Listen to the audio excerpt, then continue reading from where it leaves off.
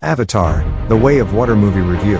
Avatar: The Way of Water is a 2022 science fiction film directed by James Cameron and produced by Lightstorm Entertainment and TSG Entertainment. It is the sequel to the 2009 film Avatar and the second installment in the Avatar franchise. The film features a mix of returning cast members, including Sam Worthington, Zoe Saldana, and Sigourney Weaver, as well as new cast members Kate Winslet, Cliff Curtis, Edie Falco, and Jermaine Clement. In the film, Jake Sully and his family journeyed to Pandora's oceans to meet the Meet-Kaina clan. James Cameron announced in 2010 that he planned to make 2 sequels to Avatar following the success of the first film.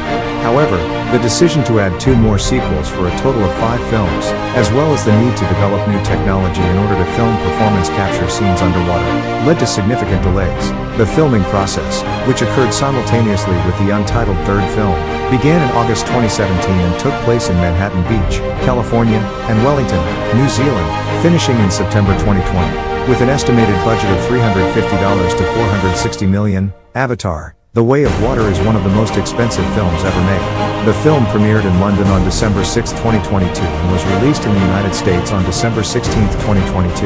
It has grossed $555.9 million worldwide and received generally positive reviews from critics, who praised the visual effects and technical achievements but felt that the narrative was thin and criticized the film's length. It was named one of the top 10 films of 2022 by organizations such as the National Board of Review and the American Film Institute, and received several other accolades, including nominations for the Best Motion Picture, Drama and Best Director at the 80th Golden Globe Awards.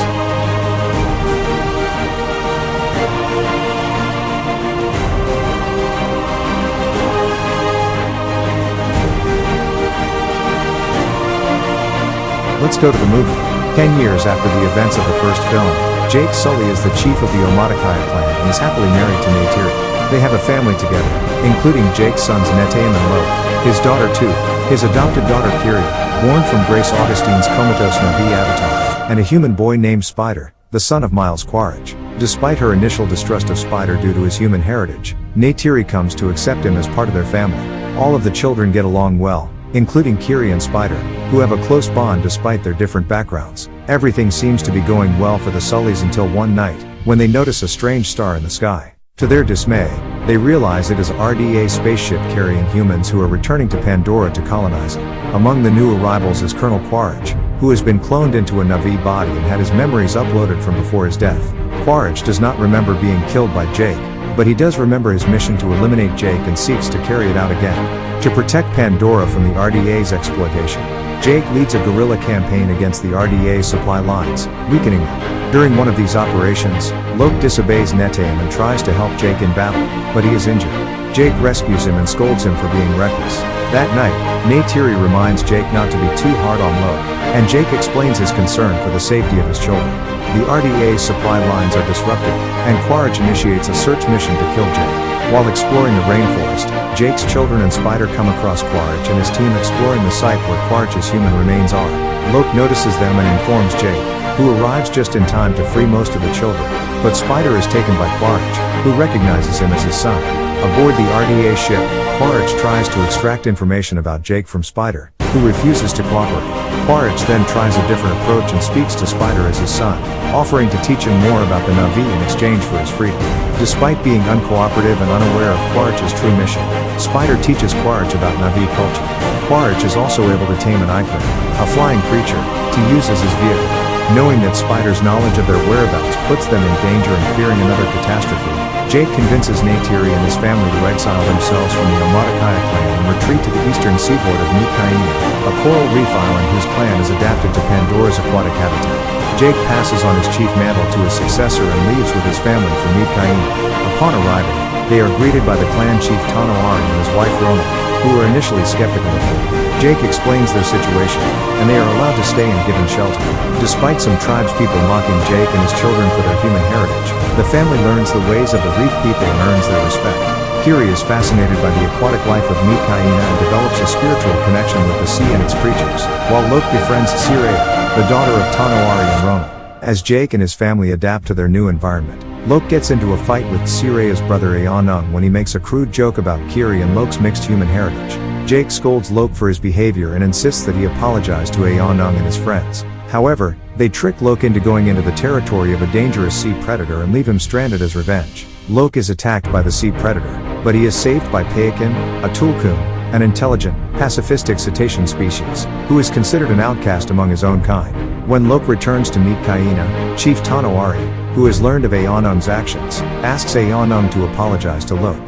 However, Loke takes the blame on himself and wins Aonung's friendship.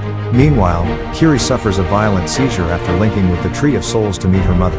She is healed by Ronald, but when Jake calls Norm Spellman and Max Patel for help, Quaritch is able to track them to the archipelago where the reef people live. Quaritch brings Spider with him and commandeers a whaling vessel that is hunting Tulkuns to harvest their brain enzymes for creating anti-aging remedies. Quaritch begins to brutally question the indigenous tribes about Jake's location, and when he doesn't get the information he wants, he orders the whaling crew to kill the Tulkuns in order to draw Jake out. Loke mentally links with Peakin and learns that Peakin was cast out because he went against the ways of his species and attacked the whalers who killed his mother. When the Meatkaina learn of the Tulkun slaughter, Loke takes off to warn Peakin, followed by his siblings, Siraya, and Aonung. They find Peakin being chased by the whalers, and Loke, Kiri, and Took are captured by Quaritch. With their children in danger, Jake, Neytiri, and the Meatkaina set out to confront the humans.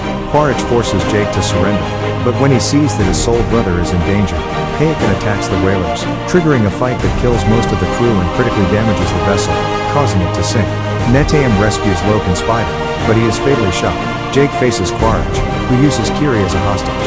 When Neytiri does the same with Spider, Quaritch at first denies that he is his son, but he backs down when Neytiri cuts Spider on the chest. Jake, Quaritch, Neytiri, and Took end up trapped inside the sinking vessel. Jake strangles Quaritch into unconsciousness and is rescued by Loke and Peakin, while Kiri summons sea creatures to help her save Neytiri and Took. Spider finds and rescues Quaritch, but he leaves him behind due to his cruelty towards the Na'vi and his focus on killing Jake's family over being a good father. He decides to rejoin Jake's family instead. After Neteyam's funeral, Jake and his family decide to stay with the Meatkaina permanently. Okay, if you loved the first movie, you are likely to love this too. Finally, don't forget to subscribe to us, and don't forget to click the bell icon to be notified of our latest videos. Thank you for watching this video and have a nice day.